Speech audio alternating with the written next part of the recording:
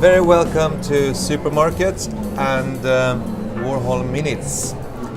Helena Doyle. How are you? Yeah, good, thanks. How are you getting along with the art fair?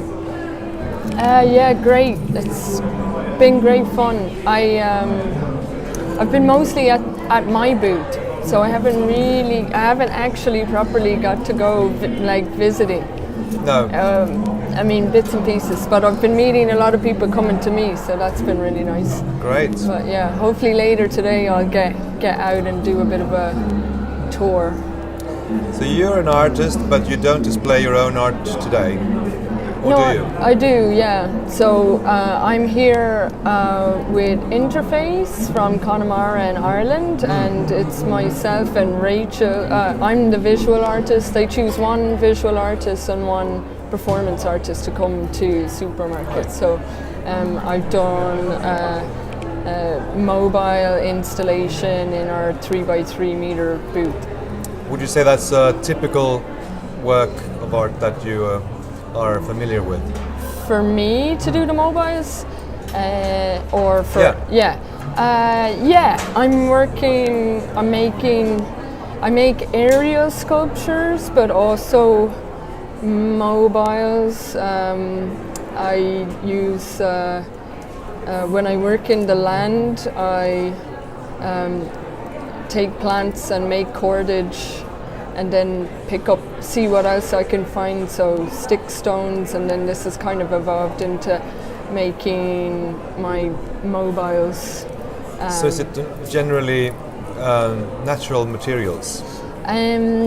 Yes, I kind of split my practice a bit into different times of year and indoor, outdoor, natural, found and waste materials. So I'm kind of indoor doing textile, kind of recycled textile, waste, working with waste, reimagining folk crafts for the Anthropocene, and then my outdoor work is more like working with natural materials and working in the land, making.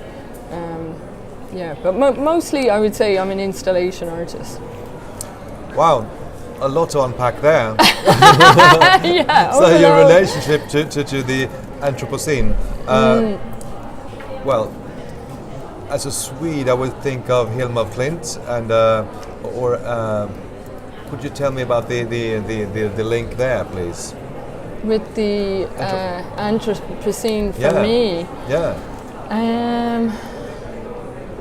Yeah. Okay. So I'm kind of thinking in terms of material a lot when I'm thinking of the Anthropocene. So like kind of the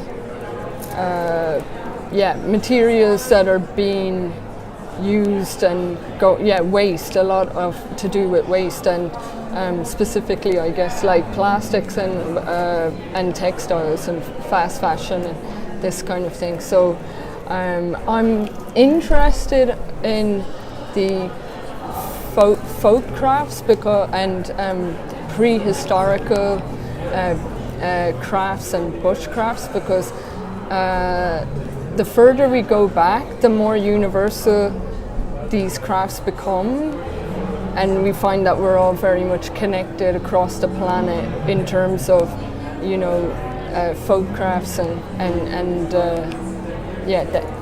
so say for instance like something like a pom-pom or a tassel is present in folk costumes like everywhere in the world. Sorry, I'm just looking at her doing gymnastics there.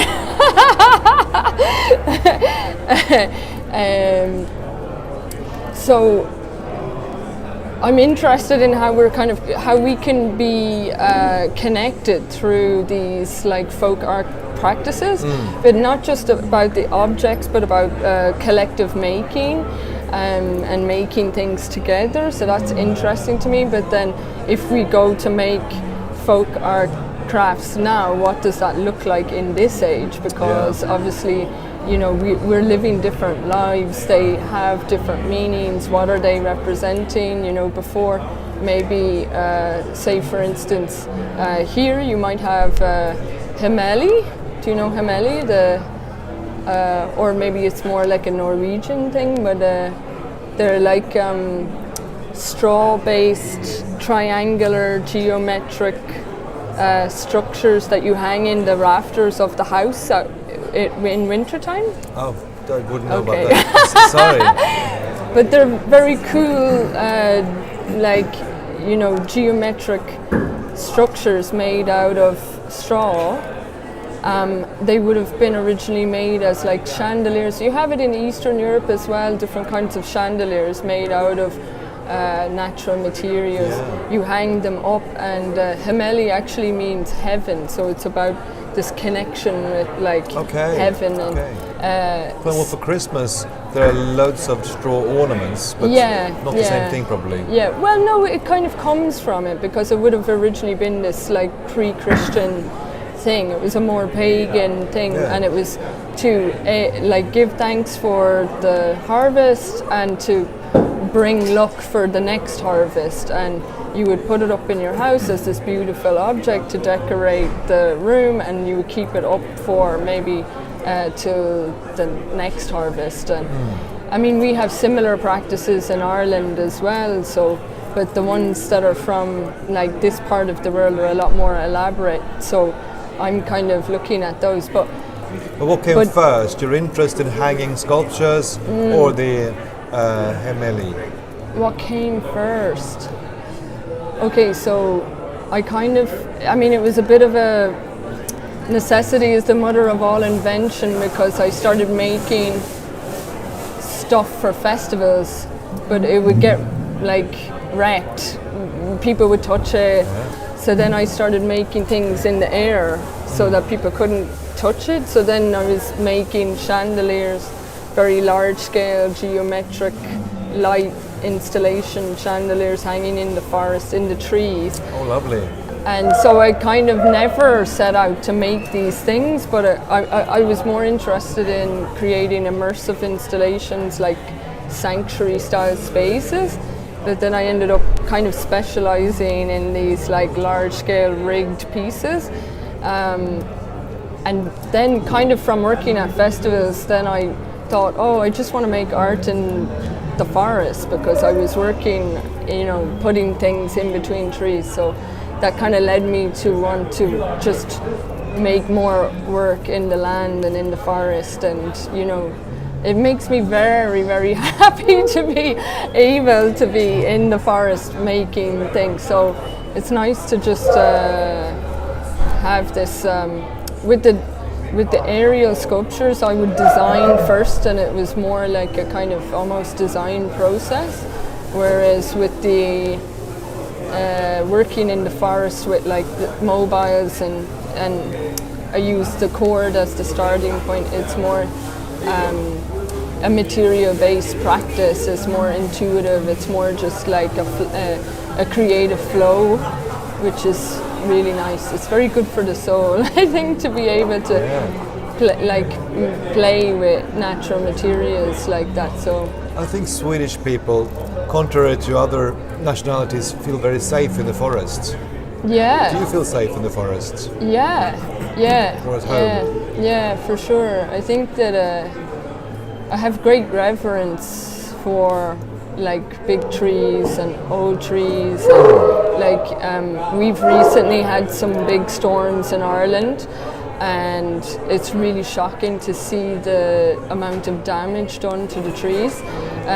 Really big trees that are just like cracked into. I hate when they're half broken, Yeah, exactly. And like, this is obviously a natural process, but to see that many very large trees that you see them as being like your elders, and that they're the strongest thing around, so to see them just like yes, and they measure time, and they've been there for so long, like they could be 300 years old, and now they're snapped in half, and you're like, okay, well, they've been through so much, so now they're breaking. Like it's a very harrowing experience. Like we've really been battered with some big storms like these last few months, and there's a kind of grief, I think, to like kind of experiencing that, and also it really puts the onus on us that we need to like plant. We need to replace these trees. We need to keep planting trees, because if this is what's going to be happening, we can't just kind of sit by and watch the trees like falling down. We have to kind of be active in so yeah. I saw this art piece which was a big pine tree, and it was scaffolding all around it and lights, as if it was going to be conserved or reworked. Yeah. I think you would have liked that. Yeah, probably, yeah. Where did you go to art school?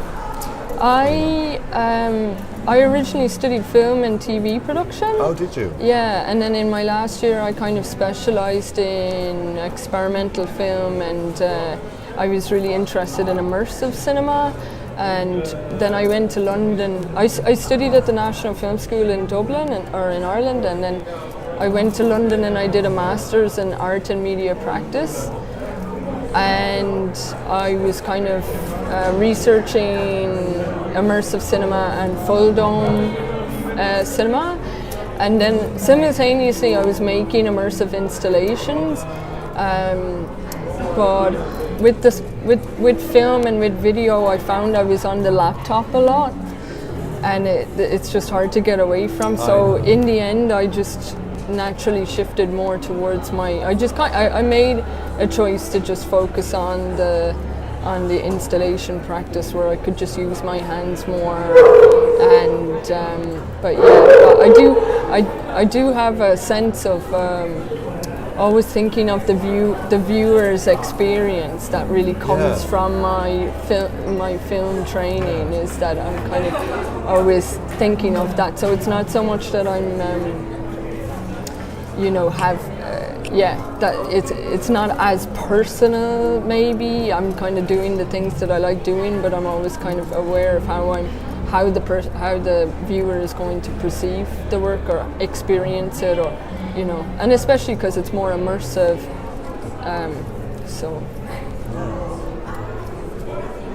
And what is your next piece or next process going to be? So at the moment I'm on residency in. I have a studio for a year in Cheltenham in the UK, and I'm working on working with waste textiles. So I'm doing this process where I'm making rope from the waste textiles, and I'm weaving it in a technique called passementerie, which is a French word for trimmings, basically a certain style of weaving to create trimmings and tassels. When you go to like a palace, you get these really ornate trimmings with these curtains with tassels that are really like elaborate. And it's in the UK, it's actually an endangered art form. Is it? Yeah, and so I really like, and it's traditionally it's a really luxurious kind of thing, and over the top and gaudy. But I like the idea of using waste but also really cheap polyester, crappy clothing from factories that are just being shipped to places in Africa, and trying to intercept and get those fabrics and make something that is kind of pseudo luxurious like this. It's kind of so I'm trying to kind of blow it up. I tend to play with scale a lot, so I make bigatures, so I'm going to be making. I've started making wall pieces, and eventually, maybe by the end of the year, I'll make some kind of immersive installation, like a kind of tent type thing with these techniques. Will it be there in Cheltenham? Yeah, in the Wilson in Cheltenham. It's a really nice museum actually. Oh, good. There. Yeah, it's a great museum. So also tassels. I make tassels, and I'm interested in the kind of like the historical relevance of tassels and how they kind of are used to symbolize like lots of different things in different cultures. Yeah, you noticed the tassel on the shoulder pads. Yeah, the party shoulder last night, pads, didn't you? exactly. And I like all of, if you look at a lot of military costumes, Yes. you get a lot of these trimmings, like the shoulders and the things, Yeah. and the couching and the cuffs, and so like it's really elaborate. And but the original reason for the tassels is because they were always seen as something that moved and therefore would scare away evil spirits. This is like the archaic. Really? Like, yeah. So anything that would kind of shake and move and, would keep away the evil, confuse or, keep away evil spirits. And therefore, that's fascinating. Yeah, how the militaries have picked that up. So it became part of some, traditional folk costumes. You would have them on your, it was for protection. Aye. So you would have them on different objects or outfits, and then that just gradually became to go into like the clergy. Like if you look at like priests' outfits, they can have tassels. Tassels on the caps. Oh yeah. Military, royals, loads of tassels. Tassels became this kind of big fashion statement, like having these robes with big tassels. I'm thinking about national costumes as well. Yeah. Like national costumes are fascinating because, like, you look at, like my cousin was posting a video of the Vatican guards, and they have the pom-poms on their shoes, and I have them on my national costume as well. What's that? I'm from my origin is from Rättvik in Sweden. Oh, okay. And they have pom-poms. Oh, yeah. So like, and it's quite camp. Like these pom-poms are, like the high super socks. cutesy, Yeah. so it's really interesting to see these. Yeah. But then the tassels would also get used for denoting your rank, depending on if you were in the army and you had a tassel. If it was a different color, it would mean that you were this, level or whatever. So I'm kind of interested in exploring. The other thing I want to do is I'm kind of taking these weaving techniques and passe-montre techniques and kind of then reworking them with natural materials.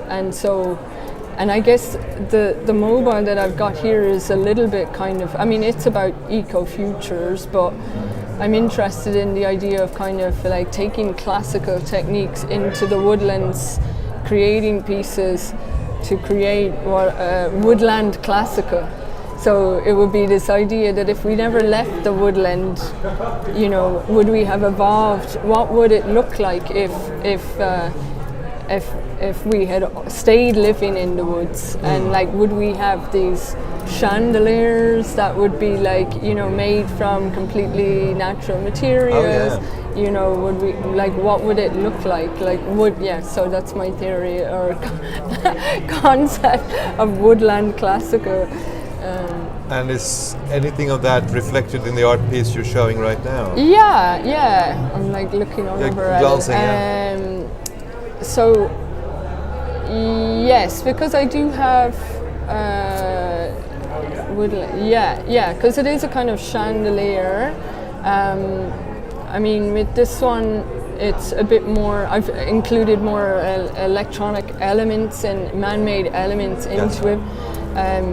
If I have the mobiles outdoors, they tend to spin naturally in the breeze. Here, it's got. I've put in a motor, and what else? Oh, and I've got the electrics of the lights underneath. It's got little islands, and so it's kind of trying to spark conversations about eco-futures. I'm using the mobiles as a way to explore systems, natural systems, natural and or any system, because like the goal of a system is always to find balance. That's like the goal. And a system is something made up of many parts that is connected as a whole. So this is kind of evident in the mobile because it's got all these different parts, but it's all connected. So if you touch or interact with one, yes, it'll affect the whole. So I think this kind of works well in kind of helping to think about how systems work. And then I'm also kind of inspired by Zen gardens. Oh, you know. And looking at, I mean, especially like for the aesthetics, definitely, I'm like really attracted to kind of Zen minimalism and, you know, kind of, but on the others, that's all very much into asymmetry, but I'm also very much into symmetry, so I've kind of got these two things. But in Zen gardens, you will have, like, say, a rock, yes, and it will represent a mountain, yeah, but it's also just a rock, yeah, and you have this kind of you're being kind of asked to kind of like think about these two things and meditate on this. I guess, you know, it's the essence. The rock is the mountain. It's the essence of the mountain. But it is also just the rock. But it's kind of, I guess, asking you to see from a different perspective, because it's creating a landscape through. It's a miniature landscape basically, and I really love that. And I like very controlled though. Yeah, very controlled. I think I like that though. Yeah, I think I do. I mean, I don't know, maybe it's just because it's the opposite of what not the opposite, but like I feel like I can take a lot from that. Like I don't know. There's such a kind of calmness, I think, to having this order, and I don't know. Yeah, where was I going? Oh yeah, so I've got the islands, I've got the moss, and you know, they're to represent islands, and I guess you're being, you know, it's kind of, I'm asking the viewer to kind of see it as a landscape, and so it's kind of like I'm like a scenographer who's creating this space to allow people to imagine their own things, you know, like you can imagine that these are little towers, but they're being lit by, you know, something. So like, where's the energy from? And you know, there's sand and there's rocks and there's salt and there's moss and there's, you know, crystals. So it's kind of, you know, thinking about materials like resources, natural resources, you know. And finding the balance, like taking from nature, building, you know, with nature or without nature, and all of these kind of ideas, I guess. So I've talked a lot. Fantastic. Thank you. Thank you so much for coming to Warhol Minutes, and we hope to see you at Supermarket again. Thank you. Is this how Warhol used to do it? I have no idea.